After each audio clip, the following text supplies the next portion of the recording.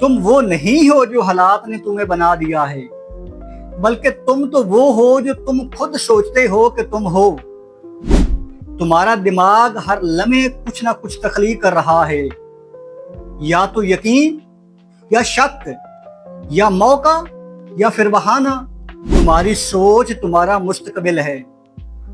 اگر تم خود کو شکایت، مایوسی، پریشانی سے بھرو گے تو زندگی وہی تمہیں دے گی۔ اگر تم ہر روز شعوری طور پہ اپنے ذہن کو کامیابی، امید، جذبہ اور مثبت سوچ سے بھرو گے تو آپ کی زندگی بدلنے لگے گی۔ یہ کائنات تمہارے ذہن کے ساتھ کوآرڈینیٹ کرتی ہے۔ تم جیسا سوچو گے، جیسا محسوس کرو گے، ویسا ہی تمہاری زندگی میں کھینچا چلا آئے گا۔ تم جتنا اپنے اندر ممکن ہے کو طاقت دو گے، اتنا ہی ناممکن آپ کی زندگی سے پیچھے ہٹتا چلا جائے گا۔ دماغ کو جیتو گے تو دنیا خود بخود جیت میں تبدیل ہوتی چلی جائے گی۔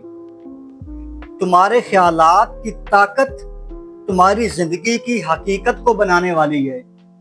تو وہ سوچو جو تم بننا چاہتے ہو۔